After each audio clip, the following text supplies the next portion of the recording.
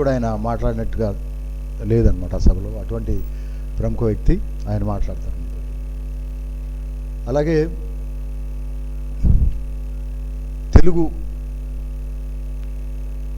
భాష గురించి ఈ మధ్య మనం చాలా వింటూ ఉన్నాం, చాలా కాంట్రవర్సీస్ వస్తూ ఉన్నాయి. తెలుగు ఎంత సంపన్నమైనటువంటి భాష అంటే, ఒక భాష యొక్క ఔన్నత్యం ఆ భాషలో ఉన్నటువంటి సాహితీ ప్రక్రియలు, ఎన్ని రకాల ప్రక్రియలు ఉన్నాయి, అవి వేరే భాషతో సామీప్యంగా లేకుండా ఏమన్నా అదనంగా ఈ భాషలో ఏమన్నా ఉన్నాయా అనే ఆలోచన వచ్చినప్పుడు వేరే భాషల్లో లేని ప్రక్రియలు కూడా తెలుగులో ఉన్నాయి. అవి అష్టావధానం ఒకటి, పద్యనాటం ఒకటి, చాలాసార్లు నేను చెప్తా ఉంటాను. అలాగే శాస్త్రీయంగా పరిష్కరించబడినటువంటి భాష, చాలా సాహిత్య ప్రక్రియలు ఉన్నటువంటి సుసంపన్నమైనటువంటి భాష. ప్రపంచంలో 13వ స్థానంలో ఉంది మాట్లాడే పాపులేషన్ బట్టి. అలాగే ఇండియాలో 2వ భాషగానో 3వ భాషగానో ఉంది. 2వ భాష అని నేను అనుకుంటాను. అటువంటి తెలుగు భాష మనం మాతృమూర్తిని ఆవిడ తలనడిచిపోయిందనో, లేకపోతే ఆవిడ ముసలిదైపోయిందనో, లేకపోతే మనకేమీ అక్కడికి రావట్లేదనో, పనికి రావట్లేదనో మనం పంపించేయలేము మన జీవితం నుంచి. భాష కూడా అటువంటిదే. మన భాష ఇవాళ జీవనానికి ఏదో ఇంగ్లీష్ నేర్చుకుంటేనే మనం బ్రతకగలం, ఇంగ్లీష్ నేర్చుకుంటేనే జీవనోపాధి ఉందనే భావం నుంచి మనం బయటపడాలి.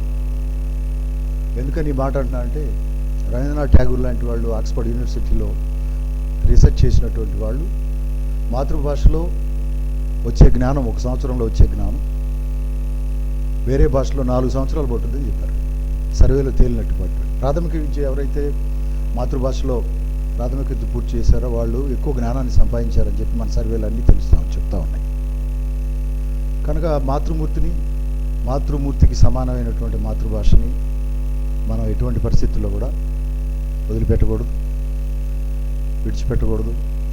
దాన్ని, ఆ భాష యొక్క ఔన్నత్యాన్ని మనం తగ్గించకూడదు. బహుశా ఎవరో ఒక 5-6% మంది మాత్రమే మమ్మీ డాడీ అంత మాత్రాన ఈ భాష అందరూ మాట్లాడినట్టుగా మృత భాష అయిపోద్దని నేను అనుకోను.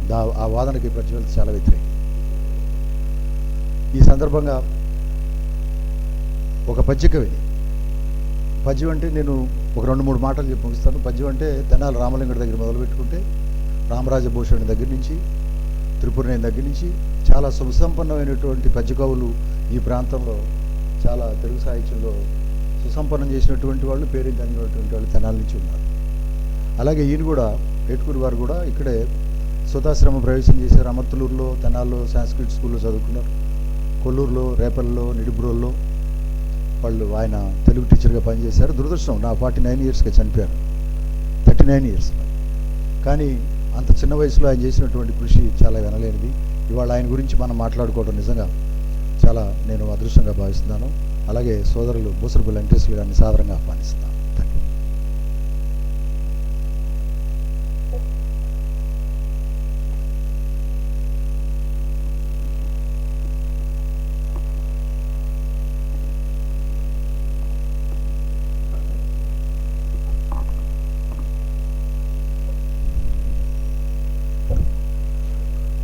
అందరికీ నమస్కారం. ప్రజ్వలిత వెలిగిపోతూ మాతృభాషను వెలిగిస్తున్నందుకు ఆ సభ్యులందరికీ నమస్కారం. సిటీ కేబుల్ శ్రోతలందరికీ కూడా మరోసారి నమస్కారం. ఇప్పుడే సోదరులు దుర్గాప్రసాద్ గారు మాతృభాషను గురించి చెప్పారు. ఈవేళ మాతృభూమిలో తినడానికి లేక అన్నం వెతుక్కుంటూ ఎంతెంతో దూరం వెళ్ళినటువంటి శ్రామికులు ఇబ్బంది రాగానే అక్కడ తనకేమీ లేదని తెలిసి కూడా తన మాతృదేశం కోసం వేల మైళ్ళు నడుచుకుంటూ వెళుతున్నారంటే మాతృతత్వం ఎంత గొప్పదో ఒక్కసారి ఆలోచించండి. మాతృత్వంలో ఉండే మాధుర్యం ఎంత గొప్పదో ఆలోచించండి. అది మాతృమూర్తికి, మాతృభాషకు కూడా వర్తిస్తుంది, మాతృభూమికే కాదు అని నేను సవినయంగా మనవి చేస్తున్నాను. ఇకపోతే తెలుగు భాష తమిళీయుల చేత భాషాభిమానం ఎక్కువగా కలిగినటువంటి వాళ్ళు భారతదేశంలో తమిళీయులు.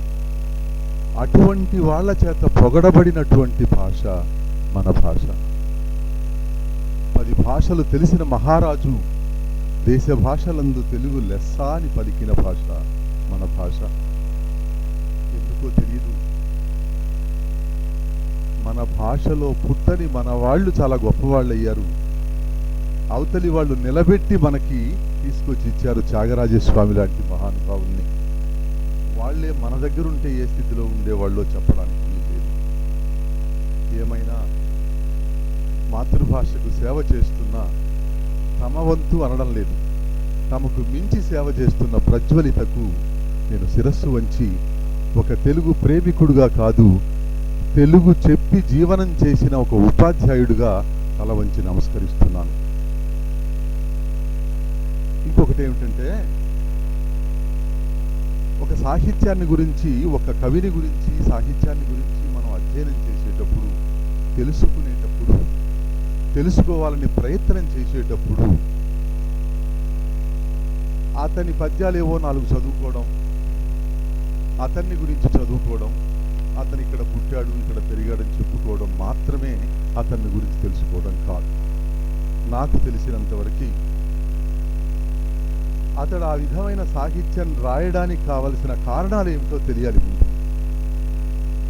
అతను అలా మౌల్డ్ అవ్వడానికి ఏర్పడిన పరిస్థితులు ఏమిటో తెలియాలి. ఇవన్నీ తెలిస్తే గాని అతడు అర్థం కాడు అని నేను అనుకుంటున్నాను. నాకంటే మహానుభావులు గొప్పవాళ్ళు చాలామంది ఉన్నారు. నేను ఏ విధంగానూ గొప్పవాణ్ణి కాదు. కానీ నాకు ఈ అవకాశాన్ని ఇచ్చినందుకు, నేను అవకాశాన్ని ఇచ్చినందుకు ప్రౌఢంగా ఫీల్ అవుతూ, అవకాశాన్ని ఇచ్చినందుకు వారికి ధన్యవాదాలు చెబుతూ, అవకాశాన్ని తీసుకున్నందుకు అదృష్టవంతుడని నేను అనుకుంటున్నాను. ఏటుకూరి వెంకట నరసయ్య గారు రైతు కవిత్వం రాశాడు. రైతు కవిత్వం రాయడం ఏమిటి? అసలు కవిత్వం రాయడానికి ఎప్పుడూ కూడా ఏ కవినైనా నన్నయ్య నుంచి ఏటుకూరికి ముందు తరం వరకు తీసుకుంటే, ఒక కథ లేకపోతే, ఒక నాయకుడు లేకపోతే, ఒక ఇతివృత్తం లేకపోతే కవిత్వం రాయలేదు. అది చరిత్రని కవిత్వంగా రాస్తూ కావ్యంగా చేయడమే జరిగింది. ఈ కావ్యం చేయడంలో చరిత్ర ఏమైపోతుందన్నది కవులకు అవసరం లేదు. అలాగే నన్నయ్య మొదలు దక్షిణాంధ్ర యుగం వరకు సాగినటువంటి సాహిత్యంలో ఇవి మాత్రమే ఉన్నాయి. ఇంకొక విషయం ఏమిటంటే, సంస్కృతం నుంచి స్వీకరించిన భారత భాగవత రామాయణాలు ఇన్ని సంవత్సరాలకు సరిపడ కథల్ని పుష్కలంగా తెలుగు కవులకు ఇచ్చేసాయి. ఎవరు తీసుకున్నా ఇవే తీసుకున్నారు, అందులోంచే తీసుకున్నారు. అందులోంచి తీసుకొని రాయడమే గొప్పగా ఫీల్ అయ్యారు.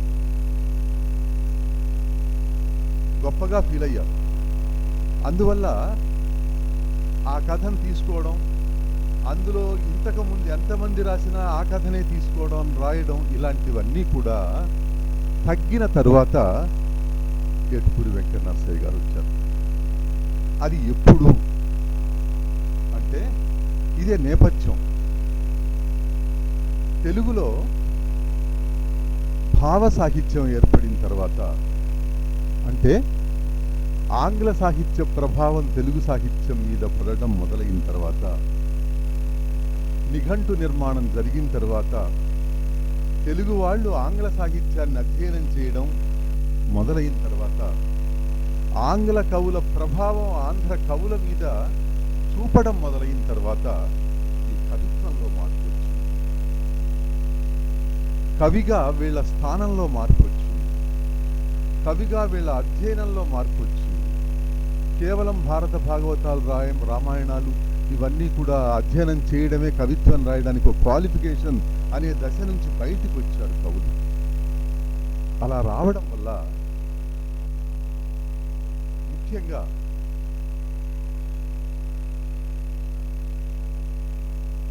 కథ నుంచి బయటపడ్డారు. సబ్జెక్టివ్ పొయిట్రీ వచ్చింది. కీట్స్, బైరన్, టెన్నిసన్ వంటి మహాకవుల కవితల చేత ప్రభావితులయ్యారు. సబ్జెక్టివ్ పొయిట్రీ, ఇక్కడ కవి తాను వచ్చి ప్రథమంగా నిలబడ్డాడు. నేను అనేది మొదలైంది కవిత్వంలో. కవే కవిత్వం చెబుతున్నాడు, పాత్ర కాదు. పాత్ర కవిత్వం చెప్పడం అన్నది పోయింది. రాముడు ఇలా అన్నాడు, సీత ఇలా అన్నది అని చెప్పడం, రాముని వర్ణించడం, సీతని వర్ణించడం, దుర్యోధనుని వర్ణించడం, ధర్మరాజుని వర్ణించడం నుంచి బయటపడి కవి తాను చెప్పడం మొదలుపెట్టాడు. ఆ చెప్పడం మొదలు పెట్టడం అన్నది ఆంగ్ల భాషా ప్రభావం, రవీంద్రుని గీతాంజలి ప్రభావం. ఈ ప్రభావం ప్రధానమైంది ఇక్కడ. ఈ ప్రభావం వల్ల అన్ని మంచే నడిచిందా, అన్ని చోట్ల మంచే నడిచిందా అనేది ఒక ఎత్తు అయితే, కవిత్వంలో మౌలికమైన మార్పులు వచ్చినాయి అనేది మాత్రం అధ్యయనం చేయాల్సిన అంశం. ఆ మౌలికమైన మార్పుల్లో గురజాడ వారు, రాయప్రోలు వారు మొట్టమొదటి ఇచ్చారు. ఆంగ్ల సాహిత్య అధ్యయనమే దానికి బాగా పనిచేసింది. అందుకని వాళ్ళు తెలుగు భాషను వదులుకోలా. ఆంగ్ల భాషను అధ్యయనం చేసి తీసుకొచ్చి తెలుగు భాషను సుసంపన్నం చేశారు ఆ మహానుభావులు. అది గొప్ప ఇక్కడ గమనించాల్సిన విషయం. ఆంగ్లం వద్దని కాదు తెలుగు వారి బాధ, తెలుగును పోగొట్టుకోవద్దని బాధ. అది మాతృభాషను పోగొట్టుకోవద్దని బాధ. ఇక్కడ గురజాడ వారు దేశమంటే మట్టి కాదో ఈ దేశమంటే మనుషులోయని ప్రారంభించినప్పుడు ఇక్కడ ఇంకొకటి కూడా ప్రక్రియాపరంగా కూడా మార్పులు వచ్చాయి. ఇక్కడ పద్యమే కాదు గేయం కూడా రచించవచ్చు, గేయం ప్రభావితం చేస్తుంది అనేది భావ సాహిత్య యుగం ప్రారంభంలో వచ్చిన ప్రధానమైన మార్పు. పద్యం ప్రాచీన సాహిత్యానికి ప్రతీకగా నిలిస్తే గేయం భావ సాహిత్యానికి ప్రతీకగా నిలిచింది. దేశమంటే మట్టి కాదో ఈ దేశమంటే మనుషులోయ్ అని చెప్పి ఆయన ఆ రోజు పాడి ఉండకపోతే, కూటి కోసం కూలి కోసం పట్టణంలో బ్రతుకుదామని తల్లి మాటలు చెవిని పెట్టగా బయలుదేరిన బాటసారికి ఎంత కష్టం అని శ్రీశ్రీ అని ఉండేవాడు కాదు. అయితే ఈ లయాత్మక సాహిత్యం, పాడుకోవడానికి అనుకూలమైన సాహిత్యం, లయాత్మక సాహిత్యం భావ సాహిత్యం నుంచే మొదలైంది. ఇది కూడా వెర్రితలలో వేస్తున్న సందర్భంలో ప్రేయసి, ప్రియుడు, కృష్ణశాస్త్రి గారు మాధుర్యం పెంచాడు కానీ ఒక ప్రేయసిని పట్టుకున్నాడు, ఊర్వశిని. శారద శర్వరి మధుర చంద్రిక సూర్య సుతా స్రవంతిక చారు వినీల వీచిక ప్రశాంత నిశా పవనోర్మి మాలిక చారితనీప శాఖిక కృషాంగిని గోపిక నేను అంటాడు. ఎంత మాధుర్యం పద్యంలోకి వచ్చింది. కానీ చెప్పింది ఏమిటి అనేది ఇక్కడ ప్రశ్నార్థకం. ఆ తరుణంలో మన జిల్లాలో, గుంటూరు జిల్లాలో ఉన్న నలుగురు మహానుభావులు దాని నుంచి బయటపడ్డారు. భావ సాహిత్యం నుంచి బయటపడలేదు, కానీ ఆ ప్రేమ సాహిత్యం నుంచి బయటపడ్డారు. వాళ్ళల్లో ప్రధానులు మొదటి వారు కవిరాజు త్రిపురనేని రామస్వామి చౌదరి గారు, రెండవ వారు గుర్రం జాషువా గారు, మూడవ వారు తుమ్మల సీతారామూర్తి గారు, నాలుగవ వారు ఏడుపూరి వెంకట నరసయ్య గారు. కవిరాజు హేతువాదానికి ఇచ్చినంత ప్రాధాన్యత వ్యవసాయానికి ఇవ్వలేదు, వ్యవసాయ కుటుంబంలో పుట్టి కూడా. అందువల్ల ఆయన హేతువాదిగానే అవతల మిగిలిపోయాడు. ఎందుకో కవిత్వ స్థానంలో ఆయన్ని కవిగా స్వీకరించడం అనే దాంట్లో ఒక అడుగు వెనకే ఉన్నారు తర్వాతి వాళ్ళు. గోపాల్ రెడ్డి గారు ఒకసారి ఒక ప్రశ్న వేశాడు. ఆయన శతజయంతి జరుగుతుంటే గుంటూరులో గజవాడ గోపాల్ రెడ్డి గారు ఒక మాట మాట్లాడాడు. ఈయన గురించి అన్ని ప్రాంతాలకు ఎందుకు తెలియలేదో మీరు ఒక్కడన్నా ఒకసారి ఆలోచించారా అని అడిగారు. ఏం లేదు, ఆయన హేతువాదం ఆయన కవిత్వానికి ఉంది. ఇది నా స్టేట్మెంట్ అనుకున్న ఇబ్బంది లేదు, నిజమే. ఇది ఆదిభట్ట నారాయణదాస్ గారి కవిత్వం అద్భుతమైన కవిత్వం ఉంటే ఆయన హరికథ ఆయన కవిత్వాన్ని మింగేసింది, కాలం ఆయన హరికథను మింగేసింది. అలా ఈయన కవిత్వం అక్కడ ఆగిపోయింది. ఇప్పుడు జాషువా గారు కులమతాల వ్యత్యాసాన్ని స్వీకరించాడు. అది ఎప్పటికీ ఉన్న టాపిక్ కాబట్టి ఆయన ఇంకా కవిగా జీవిస్తూనే ఉన్నారు, ఎప్పటికీ జీవిస్తారు కూడా. అది మన దేశంలో అందరూ అసహ్యించుకునే, అందరూ కూడదనుకునే, అందరూ అనుసరిస్తున్న ఏకైక సిద్ధాంతం కుల ప్రసక్తి. అందరూ వద్దంటారు, అందరూ కాదంటారు, అందరూ లేదంటారు, అందరూ కూడదంటారు, కానీ అందరూ అనుసరిస్తున్నారు. అది జాషువా గారు. ఆ వైపు నుంచి తుమ్మల వారు గాంధేయవాదాన్ని తీసుకున్నాడు. గాంధేయవాదం గాంధీ గారితో బతికింది. గాంధీ గారు బతుకుతున్న చోట బతుకుతుంది, గాంధీ గారిని స్వీకరించిన కాడ బతుకుతోంది. కానీ ఎన్నాళ్ళు మనం జీవించి ఉంటామో కాదు, ఎన్నాళ్ళు ఈ భూమి జీవించి ఉంటుందో అన్నాళ్ళు జీవించి ఉండేది వ్యవసాయం. ఆ వ్యవసాయాన్ని ప్రధానంగా తీసుకున్న ఏకైక మహాకవి ఏటుకూరి వెంకట నరసయ్య గారు. ఇప్పుడు నాయకుడు కాకుండా సంగీతాన్ని నాయకుడుగా చేసి శంకరాభరణం తీశారు విశ్వనాథ్ గారు. అక్కడ నాయకుడు లేడు, ఉంటే ఉన్నవాడు పనికిరాడు. అదే నాయకుడికి ప్రాధాన్యత ఉన్నటువంటి సినిమా కనుక అయితే ఆ ఉన్న నాయకుడు పనికిరాడు, నాగేశ్వరరావు గారు ఎవరో కావాలా. కానీ అందులో ఉన్నది అది కాదు, సంగీతం ప్రధానం. సంగీతం నాయకుడు, ఆ నాయకత్వం వహించింది సంగీతం.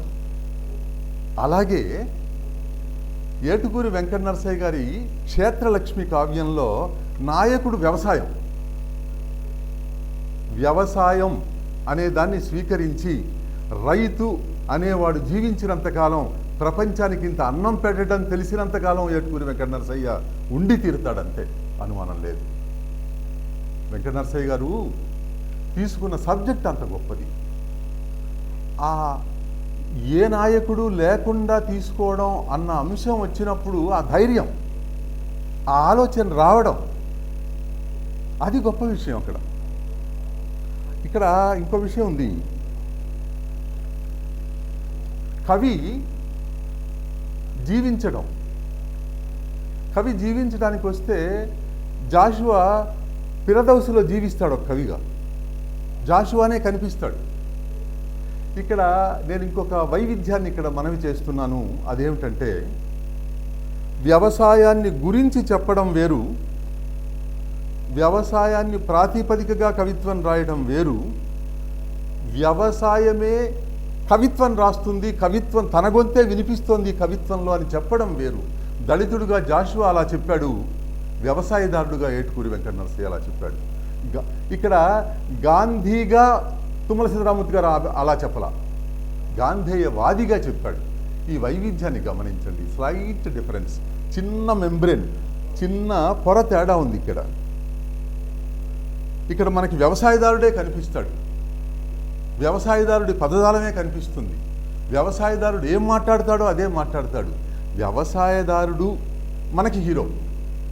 ఎవరు వ్యవసాయదారుడు అంటే నువ్వు, నేను, వ్యవసాయం తెలిసిన ప్రతివాడు కాదు, చేసిన ప్రతివాడు. ఎందుకంటున్నాను ఈ మాట అంటే, ఈ కవిత్వం రాసే వాళ్ళల్లో కూడా 4 రకాలు ఉంటారు. సీజనల్ పోయిట్స్ ఉంటారు కొంతమంది. ఏ సీజన్ వస్తే ఆ సీజన్కి రాసేద్దాం అనుకుంటారు. వ్యవసాయాన్ని గురించి వీళ్ళు ఏదన్నా వచ్చిందిలే ఒక అంశం అంటే వెంటనే రాసేస్తారు కవిత్వం. వ్యవసాయం వాళ్ళకి తెలుసా తెలియదా అన్నది ఇక్కడ ప్రశ్న. తెలియక్కర్లా, రాసేస్తారు అంతే. అసలు వ్యవసాయం ఏనాడు తెలియని వాళ్ళు కూడా వ్యవసాయం రాసేస్తారు. ఇది ఒక రకం ఉంది. నిజమే, వ్యవసాయం కవిత్వం మీద ఎవరో ఒక పుస్తకం వేస్తున్నారని ఒక మిత్రుడు రాశాడు. ఆయన ఆచార్యులు గారు. ఆయన ఏం రాశాడంటే అరక తాడుతో గట్టని రాశాడు. అరక తాడుతో గట్టట.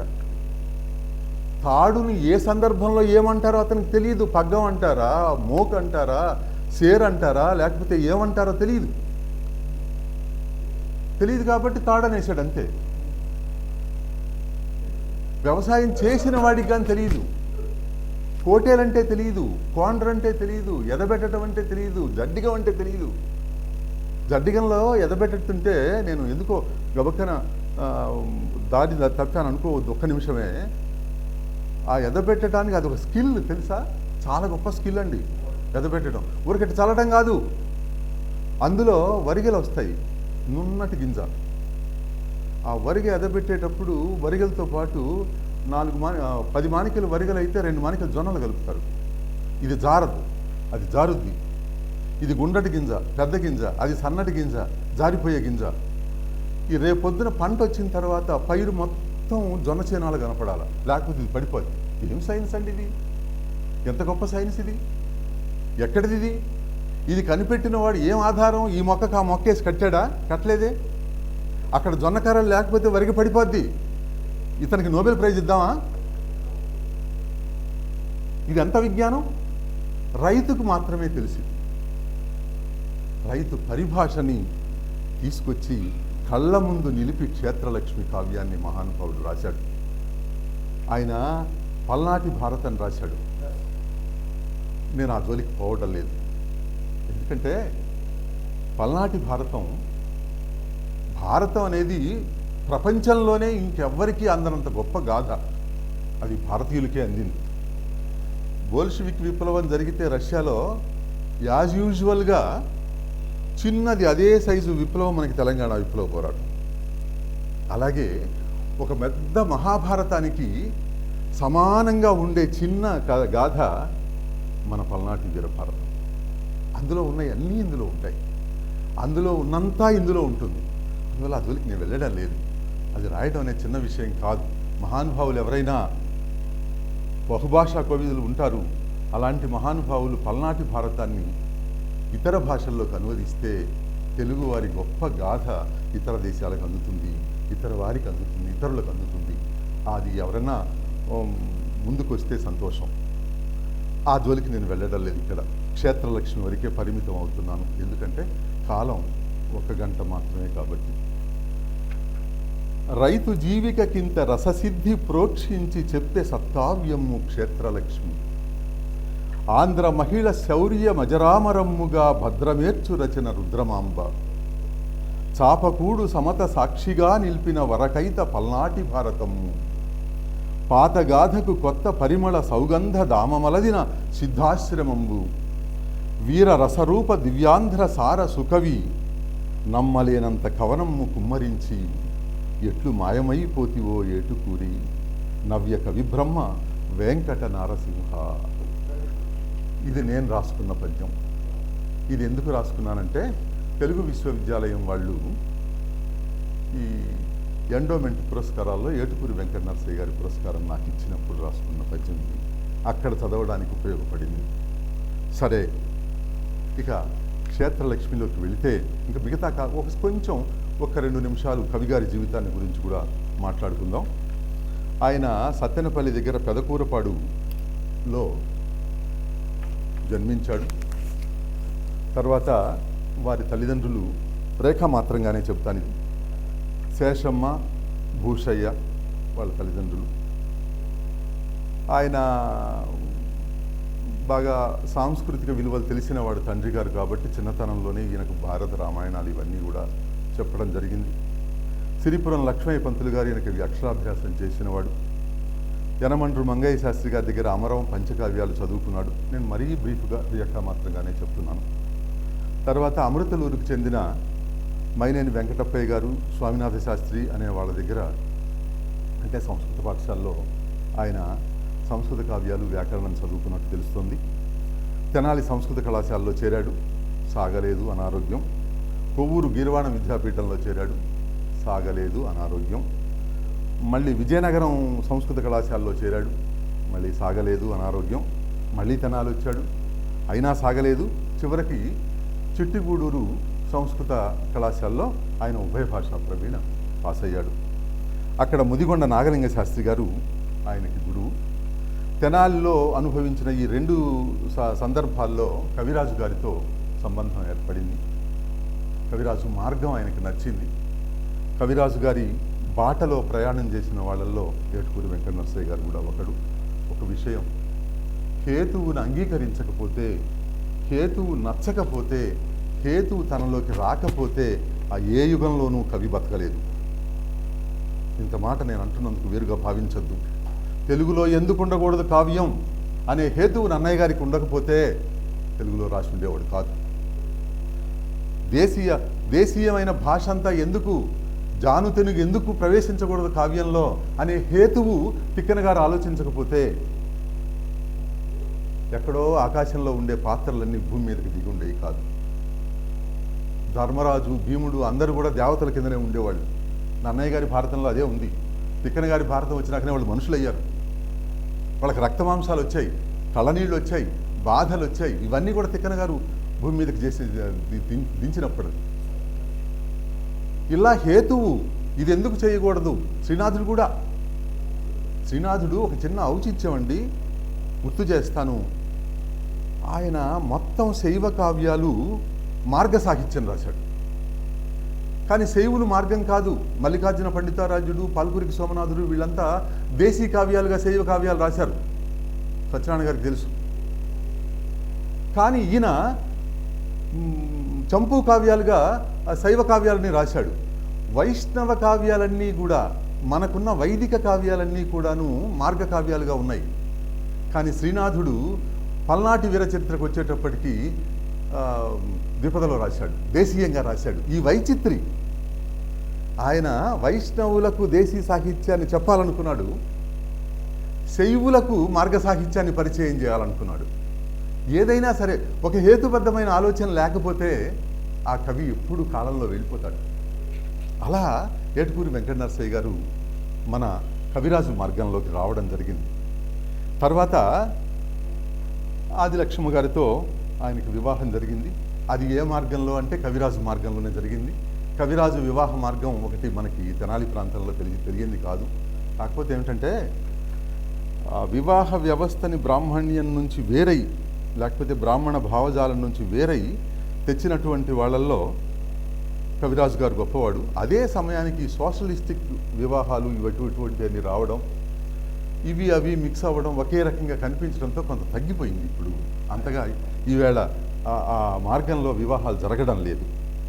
ఇకపోతే ఆయన మొత్తం చాలా తక్కువ కాలంలోనే సిద్ధాశ్రమం, నీతి మంజరి, క్షేత్రలక్ష్మి, ప్రేమాలోకం, రైతు అనే హరికథ, త్రివేణి, రుద్రమదేవి, చందమామ కథలు, గాథావళి, ఇవి కాక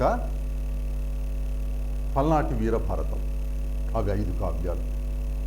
ఇంకా పూర్తిగా ముగియలేదు కూడా, ముగియకుండానే ఆయన వెళ్ళిపోయినాడు.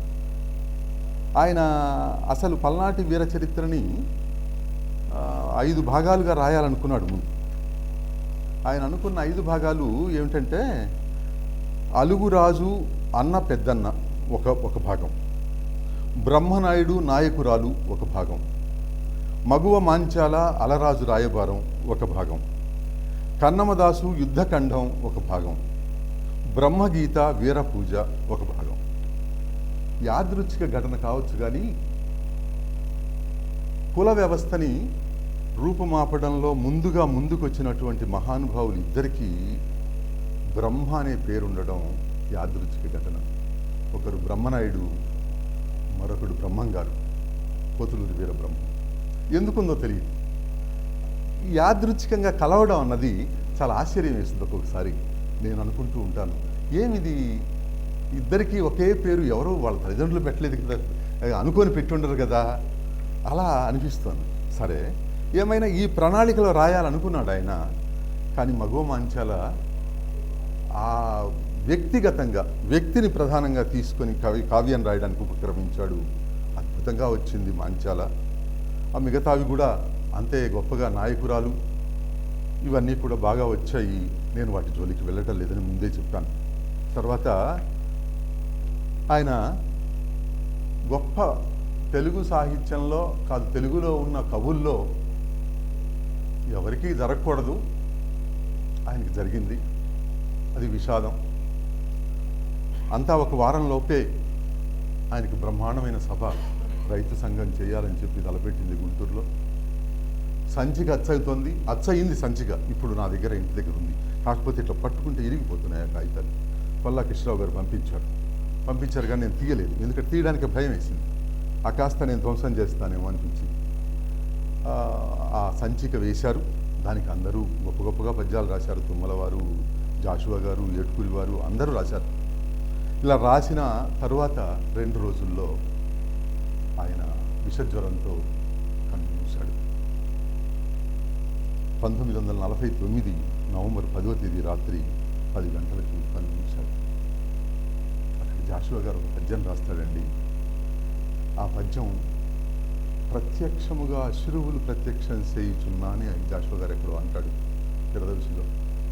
అట్లాంటి పద్యం రాశాడు ఆయన, అద్భుతమైనటువంటి పద్యం. సాగి ముస్తాబైన సన్మాన కన్యకు దారిలోనే గుండె జారిపోవా, సేకరించిన శుభాశీర్వాద మాలికల్ సౌరభ్య మధువు కన్నీరు నించ, అపరంజి గుప్పిళ్ళ అభిషేకమనరించు ఆప్తమిత్రుల ఆశలు అణిగిపోవా, దివ్య ప్రబంధముల్ తీర్థమాడిన కైత అనుగుబిడ్డలతోడ అటమటింప, నిఖిల పల్నాటి తెలుగు మన్నీలకెల్లా జీవములు ఓయు బ్రహ్మకు ఉజ్జీవు నీవు, ప్రతిభలోర్వని కట్టడి బ్రహ్మ కినుక కరగిపోయితే వెంకట నరససు కవి. ప్రతిభ ఓర్చుకోలేని బ్రహ్మ కినుకపడి నిన్ను తీసుకుని పోయినాడు. ఎక్కడికో వెళ్ళిపోతాడండి జాషువా గారు. అవి ఆ గుండె ఎందుకు బరువు ఎక్కుతుందో తెలియదు. ఆయన శ్మశాన వాటికలో ఒక మాట అంటాడు, ఏ లీలావతి గర్భగోళమున వహ్నిజ్వాల జీర్ణించను అన్నాడు పసిబిడ్డల గోరీల దగ్గర. లీలావతి గర్భగోళం అని ఎందుకు అన్నాడు అని చాలాసేపు ఆలోచించాల్సి వచ్చింది. ఈ చరిత్రలో, ఈ పురాణాల్లో చరిత్రను పరిశీలించినా కూడా మంచివాడు, యోగ్యుడు, పసివాడు, బాలుడు, అమ్మ అనేవాడు, ప్రేమ కలిగినవాడు అయిన పసిబిడ్డకు విషమిచ్చిన తల్లి భర్త ఆజ్ఞ మీద లీలావతి ఒక్కటే. అక్కడ ఆ తల్లి పడే మనోవేదన్ని ఎంతగా అనుభవించి ఉంటాడో జాషువా గారు ఇక్కడ చెబుతున్నాడు. బ్రహ్మే ఈ ప్రపంచంలో ఉండేటువంటి శక్తిని, ఈ ప్రపంచంలో ఉండేటువంటి ప్రజ్ఞని చూసి ఓర్చుకోలేక తీసుకుపోయినాడు. చాలా అద్భుతంగా చెప్పాడు. అసలు ఆ పద్యం చదివాకనే ఏటుకూరి వెంకట నరసయ్య గారి మీద ఎట్లాంటి వాడో తెలుసుకోవాలి అనిపించింది. అప్పుడే చదవడం ప్రారంభించడం జరిగింది. అప్పటిదాకా చదవలేకపోవడం అనేది క్షంతవ్యం. ఇక ఇంకొక విషయం ఏంటంటే, ఇక్కడ పద్యం మోడర్నైజ్ అయ్యిందండి. ఇది చాలా జాగ్రత్తగా తీసుకోవాల్సిన అంశం. భావకవిత్వం వచ్చాక ఎందుకు ఈ నలుగురికి ఇలా పద్యాలు నడిచాయి అంటే, భావ సాహిత్యంలో పద్యం, పాతకాలపు పద్యం మోడర్నైజ్ అయింది. పద్యంలో భావం చోటు చేసుకుంది. కథ కాదు, అలంకారం కాదు. నీకు అటజని కాంచ భూమిసురుడు అంబర చుంబి శిరస్సర జరీ పటల ముహుర్ముహుర్లుట దబంగ తరంగ అని ఇలా పద్యం చెప్పేశాడు పెద్దన గారు. తీసుకొచ్చి డిక్షనరీ దగ్గర పెట్టుకుంటే అక్కడికి జని వెళ్ళి కాంచే చూచే అయిపోయింది. మొత్తం అంతా మన కళ్ళ ముందు ఉంది. కాకపోతే వాటి లింక్ అంతా మనం ఏర్పాటు చేసుకుంటే చెప్పేస్తాం.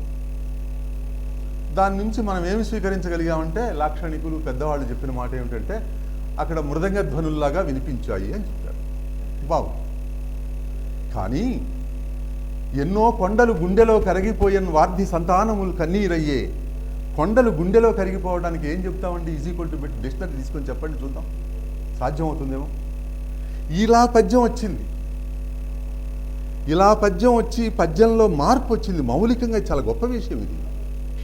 పద్యంలో భావన చోటు చేసుకుంది, వ్యక్తి కాదు. ఇది వీళ్ళందరికీ పెద్ద సిద్ధాన్నం అయిపోయింది. బ్రహ్మాండంగా పరిచిపెట్టిన షడ్రసోపేత భోజనం అయింది. వీళ్ళు అద్భుతంగా వాళ్ళని వాళ్ళు ప్రతిష్ఠించుకున్నారు. నేను సైతం ప్రపంచాగ్నికి సమిత, నేను వచ్చేసాను అక్కడ. శ్రీశ్రీ గారు ఆయన మార్గంలో నేను వచ్చేసాడు. ఆయన శ్రీశ్రీ గారు కమ్యూనిజాన్ని స్వీకరించాడు, కానీ భావ సాహిత్యాన్ని విడిచిపెట్టలా. ప్రతి వాళ్ళు ఏమనుకుంటున్నారంటే, శ్రీశ్రీ గారు భావ సాహిత్యాన్ని విడిచిపెట్టేసి కమ్యూనిజంలోకి వెళ్ళిపోయాడు, కమ్యూనిజంలో ఉన్నాడు కాబట్టి అనే సిద్ధాంతీకరించిన మహానుభావులు కూడా కొంతమంది ఉన్నారు. కానీ నిజం కాదది. ఆయన ఎక్కడ భావ సాహిత్యాన్ని విడిచిపెట్టలే. ఆ ఛాయల్లో, ఆ మార్గంలో కమ్యూనిజాన్ని నడిపాడు ఆయన. ఆ లయలో నడిపితేనే నీ ఉన్నది. కూటి కోసం కూలి కోసం అన్న గేయం నిన్న ప్రవాస భారతీయులు వెళ్ళిపోతూ ఉంటే, నడుచుకుంటా వెళ్ళిపోతుంటే వెనక నుంచి కూటి కోసం కూలి కోసం అనే పాట వినిపిస్తే ఎన్నాళ్ళు జీవించింది, ఎన్నాళ్ళకి ఇది ప్రతీకగా ఉంది అనిపించింది. అలాగా ఇందులో వ్యవసాయం ఉన్నంతకాలం, ఒక రైతు జీవించినంతకాలం, రైతు ఇంత అన్నం పెట్టినంతకాలం, కళ్ళంలోకి వచ్చిన వాడి ఒడి నింపి పంపినంతకాలం ఈ కావ్యం ఉంటుంది. నేను కావ్యంలోకి వెళ్తాను. ఇప్పటికే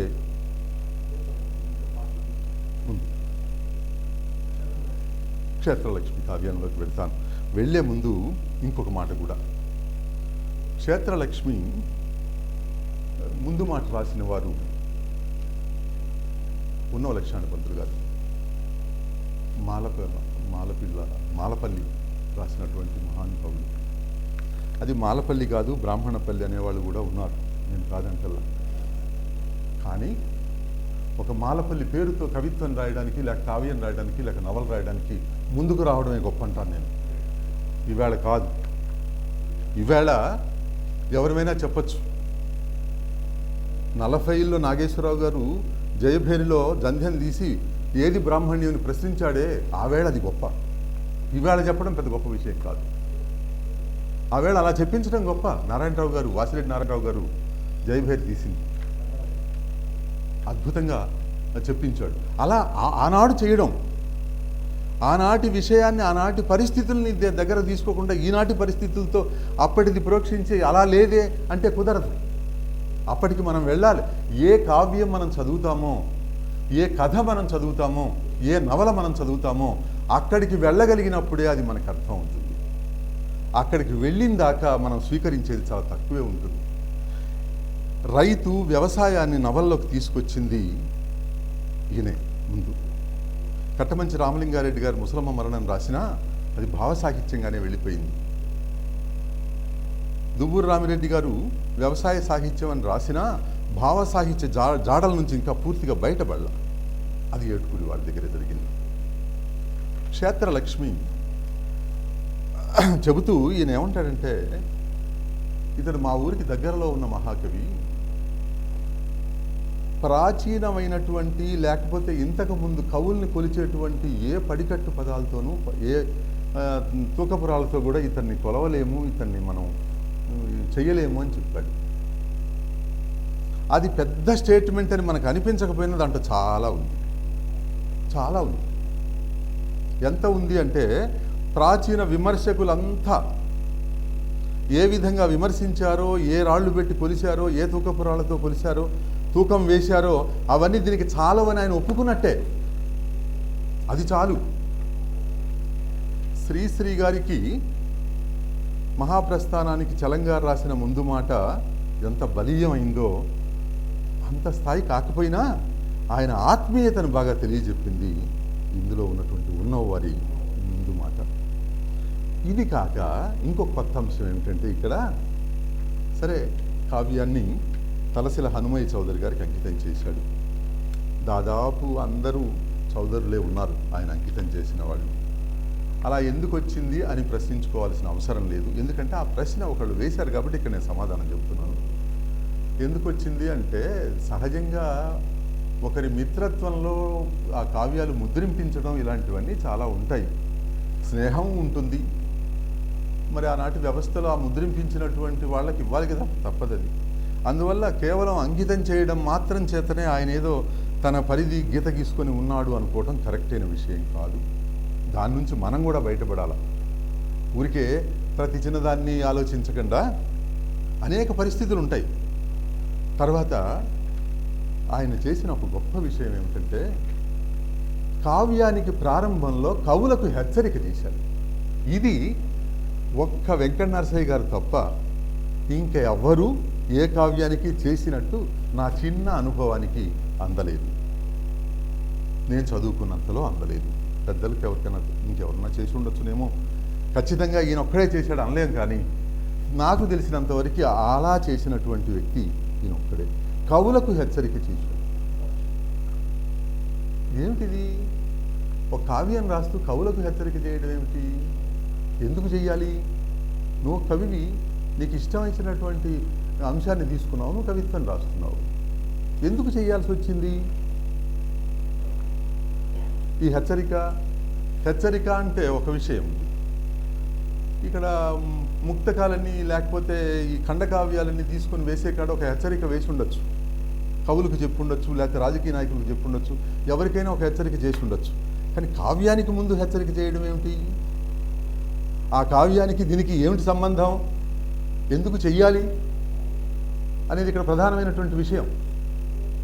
అలా చెయ్యడంలో ఏమనిపిస్తుందంటే, ఒక పిచ్చివాడా, నువ్వు ఇంతవరకు ఎవరెవరో రాచకన్యల్ని, రాజుల్ని, రంగప్పల్ని వాళ్ళ చుట్టూ వలయాల్లా తిరుగుతూ ఉన్నావు. ఇక్కడ వ్యవసాయం ఉంది, ప్రపంచానికి ఇంత భోజనం పెట్టే అంశం ఉంది, దీన్ని స్వీకరించు అని హెచ్చరిక చేస్తున్నాడు.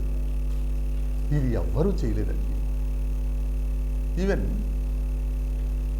కుల మతాల మధ్యలో నలిగినటువంటి జాషువా గారు కూడా దీన్ని వద్దు అని ఒక హెచ్చరికగా ఎక్కడా చెప్పలేదు. కడుపు మండి ఏదన్నా ఒకటి అలా తిట్టి రాయొచ్చు, అది ఒక్కనాడు మండదు, ఎన్నో చోట్ల చూస్తే కానీ మండదు. ఇక్కడ నేను సందర్భం కాదు కానీ ఒక మాట చెప్తాను. కవుల మధ్య మనం అనుకున్నంత పెద్ద పెద్ద పోరాటాలు, యుద్ధాలు ఉండవు. అసలు జాషువా గారికి కథలు పుట్టడం అన్నది మహాకవుల మధ్యలోనే పుడతాయి. కాళిదాసుకి, భోజరాజుకి మధ్యలో కథలు పుట్టాయి. వాళ్ళిద్దరు గొప్పవాళ్ళు. కృష్ణదేవరాయలకును తెనాలి రామకృష్ణయ్యకి, లేకపోతే తెనాలి రామకృష్ణయ్యకును రామరాజు భూషణుడికి మధ్యలో కథలు పుట్టాయి. వాళ్ళిద్దరు గొప్పవాళ్ళు. శ్రీనాథుడికును పోతన గారికి మధ్యలో కథలు పుట్టాయి. వాళ్ళిద్దరు గొప్పవాళ్ళు. ఈ తరంలో, ఈ యుగంలో విశ్వనాథ సత్యనారాయణ గారికి, జాషువా గారికి మధ్యలో గొప్ప గొప్ప కథలు పుట్టాయి. వాళ్ళిద్దరు గొప్పవాళ్ళు. వాళ్ళకి మనం అనుకున్నంతగా ఏం ఉండవు. సందర్భం కాదు కానీ ఒక్క మాటే చెప్తాను. జాషువా గారు చచ్చిపోయినప్పుడు విశ్వనాథ్ గారు ఒక మాట అంటాడు, ఇది సత్యం. ఆయన రేడియో వాళ్ళు పోయి మైక్ పెడతారు కదా, మీరు సందేశం పలకండి. అలా పెట్టినప్పుడు ఉషశ్రీ గారు పెట్టినప్పుడు ఆయన ఒక మాట అన్నాడు, ఏరా అన్ని చోట్ల కలిసి వెళ్ళాం, ఇక్కడికి నేను రాలేదన్నానా, నువ్వు ఒక్కడివే వెళ్ళిపోయావన్నాడు. ఇంతకంటే గొప్ప మాట జాషువా గారు చనిపోయినప్పుడు ఇంకెవరు వాడు ఉంటారు చెప్పండి. అదొకటే కాదు, ఇవాళ చనిపోయింది జాషువా కాదు, అతనికి భగవంతుడు ఇచ్చిన కార్యం ముగించుకుని అతను వెళ్ళిపోయినాడు. నా పద్యం చనిపోయింది, అతడు చూస్తాడేమో, అతడు రాస్తాడేమో, అతడు దీన్ని సృష్టిస్తాడేమో అనే భయం పోయింది వేళ. ఇంకేంటి చూడండి, జాషువా గారిని ఏ స్థానంలో కూర్చోబెట్టి ఆయన మాట్లాడాడు. వాళ్ళ మధ్య పర్సనల్ విరోధాలు ఏమి ఉండవండి. రెండు సామాజిక మార్గాలకు ప్రతీకలు వాళ్ళిద్దరు, అంతేగాని పర్సనల్గా వాళ్ళిద్దరికి విరోధాలు కాదు. లవణం గారే సాక్ష్యం, నాతో స్వయంగా చెప్పాడు. ప్రేమలతకి లవణం పెళ్ళయిన తర్వాత ఇంటికి పిలిచి భోజనం పెట్టి ఎదురుగా కూర్చొని వడ్డించి ఆయన తింటూ వాళ్ళకి పెట్టాడు. వాళ్ళు తినగా మిగిలింది ఆయన తిన్నాడు. అది కవుల మధ్య. వెంకట నరసయ్య గురించి ఇందాక జాషువా గారు పలికిన పద్యాలు విన్నాం మనం. అద్భుతం, చాలా గొప్పగా చెప్పాడు. ఆ దుఃఖం అంతా కూడా పద్యంలో ఇమిడించాడు, పోశాడు కుండపోతగా. సరే, ఈ హెచ్చరిక ఏమిటో చూద్దాం. ఎత్తునకెత్తు పద్యమునకింత సుమారగు పైడి ముద్ద, మేమిత్తుమటన్న స్వర్ణయుగం ఏనాడో దాటిపోయను. కానరాదురా చిత్తము కద్దుగాని విరచింపగ మాటకు నొక్క కావ్యమున్ బత్యము లేది కేమసంగగలం మునరింపంగలమయ్య రసప్రబంధం. చూడండి, ఎత్తునకెత్తు బంగారం ఇచ్చేటువంటి రోజులు పోయాయి. కావ్యం రాయమంటే ఏం రాస్తాం ఇప్పుడు, రాజుల చుట్టూ తిరుగుతూ అని రాస్తూ, నెత్తురు బొట్టులో నువ్వికి నీరై చిందెను భావవేదన. అద్భుతం. నెత్తురు బొట్టులో జాషువా గారు కూడా అంటాడు, ఒక్కొక్క పద్యమునకు ఒక్కొక్క నెత్తురు బొట్టు తక్కువగా రచించారంటాడు. నెత్తురు బొట్టులో ఉబికి నీరై చిందెను భావవేదన. ఎవరి వేదన? రైతు వేదన. అది భావము జోడు గుర్రముల పైన సవారి యొనర్ప, భాష ఆ దేవ కురంగిపై కొలువుదీర్ప, రసం అమృత స్రవంతిలో జీవన సిద్ధి వంద, విరచించడు పట్టుల ఓ సిద్ధహస్తుడా, పోవగనిమ్ము నీ కలము పోయిన మటుకు మారులేది కన్ను. భావము, రక్తి, భాష ఇవి ఉంటే నీ కథలు అవసరం లేదు, నీకు ఎటుపోతే అటు వెళ్ళిపో, కవి నువ్వు స్వతంత్రుడివి అని చెప్తున్నాడు.